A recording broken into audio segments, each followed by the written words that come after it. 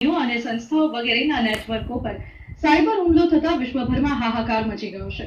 આ હુમલામાં રેન્સમવેર તરીકે જાણીતો થયેલો એક વાયરસ કમ્પ્યુટરમાં ઘૂસીને ડેટા લોક કરી દેશે અને ત્યારબાદ ડેટા અનલોક કરવા માટે બીટકોઇન્સ સ્વરૂપમાં ખંડણી માંગવામાં આવે છે. હેકરોએ એક સાથે 1 લાખથી વધુ કમ્પ્યુટર્સ પર હુમલો કરતા ખળભળાટ મચી ગયો છે. ત્યારે સાયબર લો એક્સપર્ટ મયુર ભુસાવલકર તેનાથી બચવા અને સુરક્ષા સહિતની વિસ્તૃત જાણકારી આપી રહ્યા છે. બ્રિટન, સ્વીડન અને ફ્રાન્સથી ફેલાવાનો શરૂ થયેલો રેન્સમવેર વાયરસ 24 કલાકમાં જ વિશ્વભરમાં ફેલાયો છે. આ હુમલાનો ભોગ વડોદરાનો પોલીસ વિભાગ તેમજ સરકારી તંત્ર ઉપરાંત પોરબંદર પોલીસ વિભાગ સહિતના કેટલાય શહેરોની સિસ્ટમ બની છે. બ્રોકર ટ્રેડો નામના હેકર જૂથે રેન્સમવેર વાયરસ ઘુસાડીને ડોલર અને બિટકોઇન્સમાં ખંડણી માંગી છે. ટૂંકમાં હુમલાનો ભોગ બનેલી સિસ્ટમોમાં રેન્સમવેર નામનો વાયરસ તરખાટ મચાવી રહ્યો છે. ત્યારે સાયબર લો એક્સપર્ટ મયુર ભુસાવલકરની વિસ્તૃત જાણકારી જીટીપીએલ ન્યૂઝ ચેનલના દર્શકો માટે મહત્વની અને ઉપયોગી નીવડશે. રેન્સમવેર નામનો હુમલો આજે સાયબર વર્લ્ડ પર થયો. રેન્સમવેર એક શું છે? એક ચોક્કસ પ્રકારનો મલવેર છે અને મલવેર કે માલવેર એ તમારા કમ્પ્યુટરની અંદર પ્રવેશે છે અને તમારા ઇમ્પોર્ટન્ટ દસ્તાવેજોને બ્લોક કરી દે છે. પરિણામે તમે તમારા ઇમ્પોર્ટન્ટ દસ્તાવેજોનો ઉપયોગ કરી શકતા નથી. દુનિયામાં આજે રેન્સમવેર છે તે આ એક નવા પ્રકારનો ફિરૌતી માટેનો એક હુમલો છે કે જેમાં ખંડણી વસૂલવામાં આવે છે પણ સાયબર માધ્યમથી. એમાં 3 પ્રકારના રેન્સમવેર આવે છે જેને લોકલ રેન્સમવેર કહેવાય છે, એન્ક્રિપ્શન રેન્સમવેર કહેવાય છે અને ત્રીજું MBR જેને માસ્ટર બૂટ રેકોર્ડ નામથી પણ ઓળખવામાં આવે છે. આમ 3 પ્રકારના રેન્સમવેર હુમલા થઈ શકે છે. આ 3 પ્રકારના રેન્સમવેર હુમલા માત્ર ને માત્ર ઉપયોગકર્તાની ભૂલને કારણે થાય છે. ઉપયોગકર્તાએ જાગૃત થવું પડશે.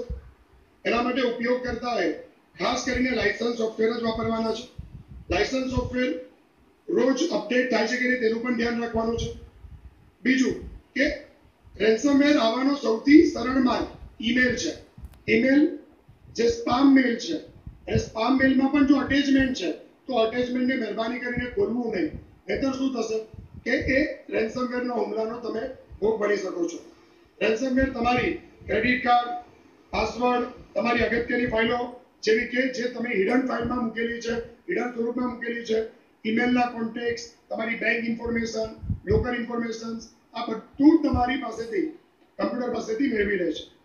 હવે આજે તમે મીડિયામાં તો વાંચ્યું જ છે, પરંતુ રેન્સમવેર આપણી પાસે આવ્યો તો રેન્સમવેર આવ્યા પછી રેન્સમવેર અમુકવાર એક્ટિવ થોડાક સમય પછી પણ થાય છે. તો તમારા કમ્પ્યુટરમાં રેન્સમવેર છે કે નહીં તે ચકાસવા માટે ઘણા બધા ટૂલ છે. એમાંના અગત્યના જે ટૂલ છે કે જે રેન્સમવેરને આઈડેન્ટિફાય કરે છે એમાં આઈડી રેન્સમવેર નામનો એક ટૂલ છે અને ક્રિપ્ટોસેરિફ નામનું ટૂલ છે. આઈડી રેન્સમવેર અને ક્રિપ્ટોસેરિફ આ 2 ટૂલ એવા છે કે જે તમારા કમ્પ્યુટરમાં જો રેન્સમ હશે તો એ તરત એ આઈડેન્ટિફાય કરશે અને તમને જ્ઞાન આપશે. હવે રેન્સમવેર આવ્યો પછી તમારી ફાઇલ લોક થઈ અને તમારા પર મેસેજ આવ્યો કે તમારે $300 $500 બિટકોઇન સ્વરૂપમાં આપવાના છે. તો એ રેન્સમવેર ની તરત જાણ પોલીસ સાયબર ક્રાઇમ ડિપાર્ટમેન્ટને કરવી અને બીજા 3 ટૂલ હું તમને સજેસ્ટ કરું છું. એ 3 ટૂલનો ઉપયોગ કરીને તમારા કમ્પ્યુટરમાંથી રેન્સમવેરને કાઢવાનો પ્રયત્ન કરવાનો. એમાં પહેલું છે ડેમેજ રેન્સમવેર ડિક્રિપ્શન ટૂલ, બીજું કોઇન વોલ્ટ ડિક્રિપ્શન ટૂલ અને જોરબોટ ડિક્રિપ્શન ટૂલ. આ 3 ટૂલની મદદથી તમે મોટામાં મોટો હુમલો થયેલો છે રેન્સમવેરનો તો પણ તમે કાઢી શકાય છે. મિત્રો, આમાં સ્કૂલો, હોસ્પિટલો, પોલીસ ભવન, government sector, income tax office, army આ બધા પર જ્યાં અગત્યના દસ્તાવેજ છે આપણા આવા હુમલા થવાની દહેશત છે, શક્યતા છે. તો જેટલું જલ્દી આપણે બ્રાઉઝરને પ્રોટેક્ટ કરીશું, લાયસન્સ એન્ટીવાયરસ સોફ્ટવેર વાપરીશું, એને અપડેટ કરીશું, લાયસન્સ સોફ્ટવેર વાપરીશું અને ઓપરેટિંગ સિસ્ટમને સતત આપણે અપડેટ કરતા જઈશું, વિન્ડોઝ 10 અને વિન્ડોઝ 10 અપડેટ કરતા રહીશું અને એનો ઉપયોગ કરતા રહીશું તો મિત્રો આ રેન્સમવેરના ખતરાને આપણે ઘણા હદ સુધી આપણાથી દૂર રાખી શકીએ છીએ. રેન્સમવેર જો આવી જાય તો એના રસ્તા મેં તમને બતાવ્યા. હવે રેન્સમવેર ના જ આવે એના માટે મિત્રો અલગ અલગ 15 રસ્તા છે, પરંતુ એ 15 રસ્તામાં જે અગત્યના રસ્તા છે એમાં સૌથી પહેલું છે ઇન્ટરનેટ પર બ્રાઉઝર દ્વારા તમે એ જાણી શકો છો કે તમારા કમ્પ્યુટર સુધી ઇન્ટરનેટનો ટ્રાફિક કયા દેશમાંથી આવી રહ્યો છે, અને જે દેશો સૌથી વધારે આ vulnerability એક્ટિવિટી કરે છે, સાયબર વેન્ડલિઝમ કરે છે, તે લોકોને તમારી ત્યાં આવતા તમે બ્લોક કરી શકો છો. નંબર 2, તમે તમારો જે ડેટા છે તે ડેટા બને ત્યાં સુધી તમારા હાર્ડ ડિસ્કમાં તો સેવ કરો જ છો, પણ ઉપરાંત એનું બેકઅપ લેતા રહો. કાં તો ગૂગલ ડ્રાઈવ પર મૂકો, કાં તો એક્સટર્નલ હાર્ડ ડિસ્ક પર તમે ડેટાને શું કરો, સેવ કરો. ત્યારબાદ તમે ડ્રોપબોક્સનો પણ ઉપયોગ કરી શકો છો, પણ ડ્રોપબોક્સ માટે ડેટાને બેકઅપ માટે ડ્રોપબોક્સનો ઉપયોગ કરો ત્યારે ડ્રોપબોક્સમાં રોજ લોગિન થવાનું રાખો, પરમનન્ટલી લોગિન ના રહો. સ્પામ મેલ કોઈ દિવસ અટકવા નહીં અને એને ડાઉનલોડ કરવા નહીં. બીજું, જેટલા પણ સસ્પિશિયસ મેલ છે કે જેને તમે ઓળખતા નથી જે વ્યક્તિ, એ લોકોના તમે મેલ ખોલવાનું ટાળો.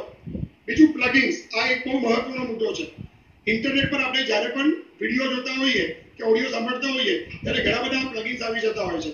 આ પ્લગિન્સ બધા પોતાની સાથે રેન્સમવેરને લાવી શકે છે, અને એ પ્લગિન્સ ઓનલાઈન ટૂલ છે, ઓનલાઈન સોફ્ટવેર છે, અને અમુક વાર આપણા કમ્પ્યુટરમાં ડાઉનલોડ પણ થઈ જાય છે, અને પરિણામે રેન્સમવેર ઉભો થવાનો ખતરો રહે છે. તો જેટલા પણ પ્લગિન્સ છે તેટલા બને ત્યાં સુધી કાઢી નાખવા. લોગિન. લોકો ઘણા બધા એડમિનિસ્ટ્રેટિવ તરીકે લોગિન થાય છે, પણ મારી એવી સલાહ છે કે એડમિનિસ્ટ્રેટિવ તરીકે લોગિન ઓછું અને ખાસ કરીને કેસ તરીકે લોગિન વધારે થવું યોગ્ય છે. અને મેક્રો હંમેશા ડિસેબલ કરો. અને એક ઇમ્પોર્ટન્ટ ટિપ્સ હું તમને આપું છું, browser security and important part in keeping your information safe. તમારા બ્રાઉઝરને સેફ રાખો, અપડેટ કરો, એન્ટીવાયરસ સોફ્ટવેરને તમે સતત અપડેટ રાખો, લાયસન્સ લો, રેન્સમવેરથી મિત્રો બચી શકશો. ભારતીય ડિજિટલ ઇન્ડિયા તરફ આગેકૂચ કરી રહ્યું છે, ત્યારે કમ્પ્યુટર્સ, ઇન્ટરનેટ, મેલ જેવી ઉપયોગી અને આધુનિક સિસ્ટમથી તમામ ક્ષેત્રો પ્રભાવિત છે. ત્યારે પ્રિવેન્શન ઇઝ બેટર ધેન ક્યોરના ન્યાયે આ વિષયનું જ્ઞાન પણ આવશ્યક બની રહ્યું છે. કેમેરામેન